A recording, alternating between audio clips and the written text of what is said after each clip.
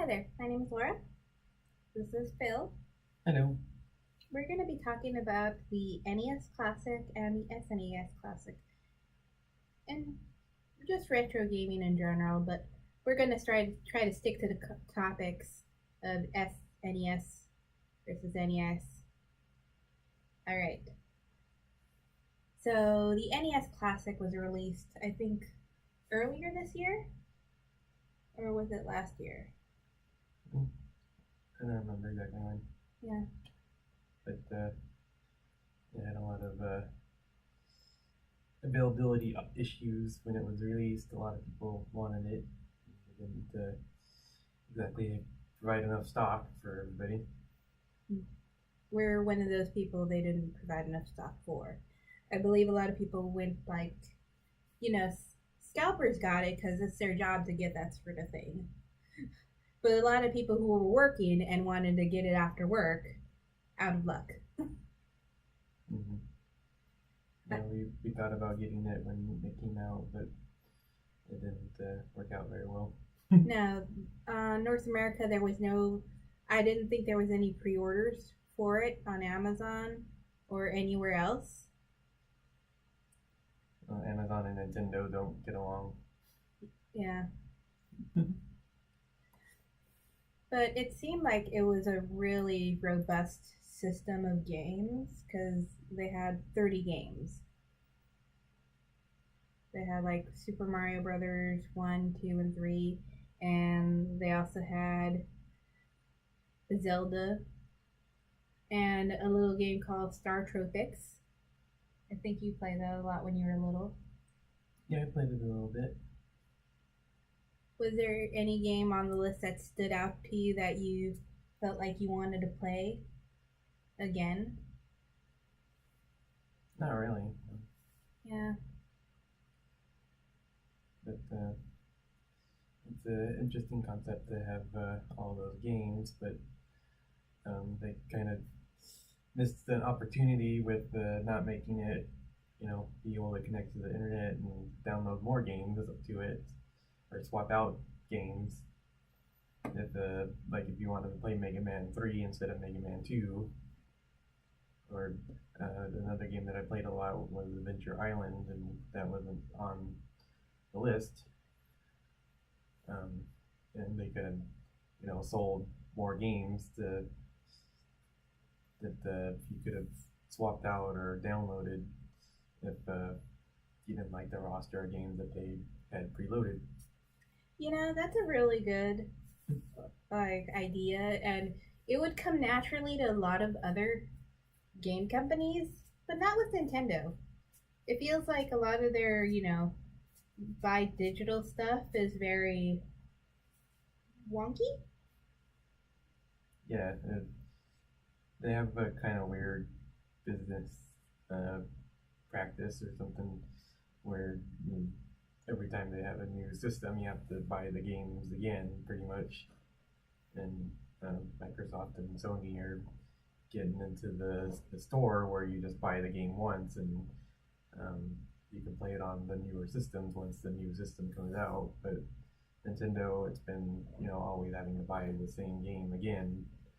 And we'll see if that changes with the Switch or not, but it doesn't sound like it is.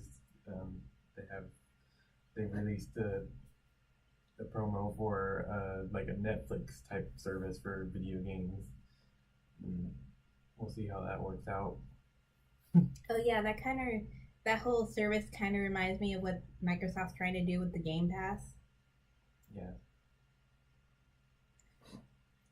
So, We'll see. yeah, we're not interested in the NES Classic anymore because a lot of the games they're not terribly interesting to me, and Laura never really played any of them because she didn't have a NES. Oh, I've played some of them. I just am really terrible at them. You've laughed at me before it's when I tried to play Super Mario Brothers. Mm-hmm. I die at the first Goomba. Yep. So that's just me. And also, I heard really poor things about it, like the cord for the controller was only 3 feet long. Yeah, that's That's ter- asinine. terribly short. Yeah, because if you have a TV, a newer TV, well, any TV in general, you're supposed to be 5 feet away from the TV. Right. So 3 foot cord, you're gonna be really, you're gonna get eye strain looking at those giant block pics on your big TV. Yep. Yeah. Uh, so they're coming out with a Super Nintendo Classic soon. I didn't own a Super Nintendo Classic or Super Nintendo when I was a kid. Laura did, and she enjoyed it a lot. So she'll be talking mostly about that. Okay, so Super Nintendo Classic Edition. I'm kind of excited about this one, but not really. Like, there are some things that are a little weird about it. The game list is 21 classic games. All these games are really good. The thing is, it's so hard to pick your the best Super Nintendo games out there because there were so many Super Nintendo games out that were classics. Especially when you include, especially when it's like the RPGs, a lot of them are really good. Okay, like a lot of the Square Enix stuff was great back then. And you had some really good platformers too. And it's a interesting list. There are two games that are missing from the list, which I think are kind of weird, and that is one of them is Pilot Wings, which is one of those games that I think was bundled originally with the console, or am I thinking of the N64? Because I remember it's either the SNES or N64 had like Pilot Wings on there, but Pilot Wings originated on the SNES. The other game that's missing is Super Mario All Star.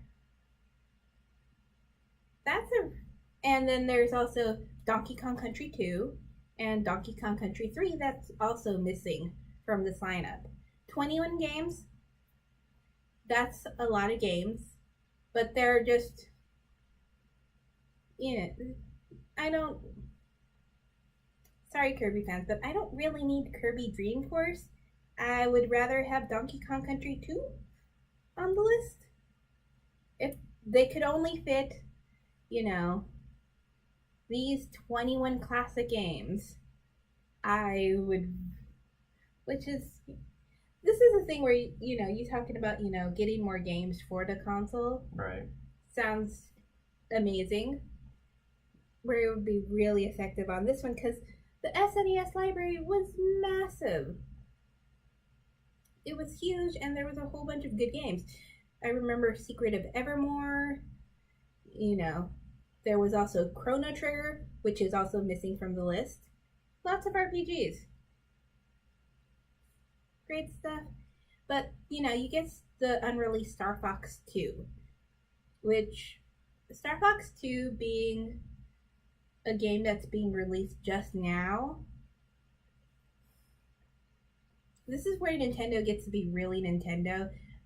I remember hearing that game was like 95% done, and then they realized that, oh, hey, they're getting too close to the PlayStation 1 being released, and they didn't want it to be released at the same time as the PlayStation 1.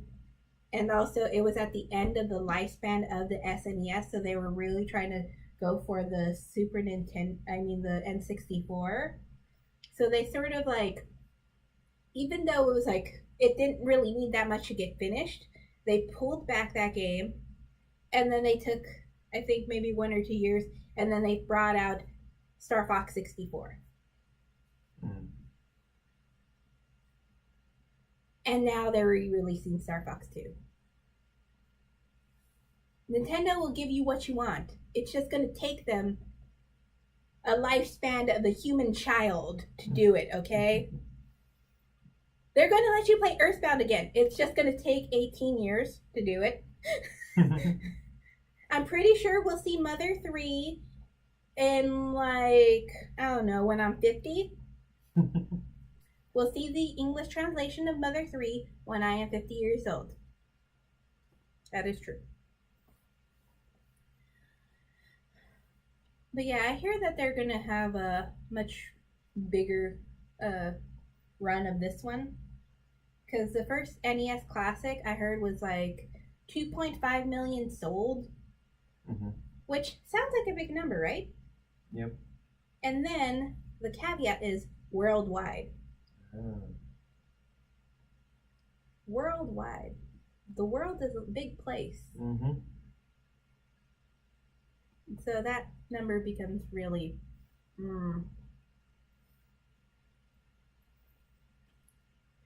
Eh.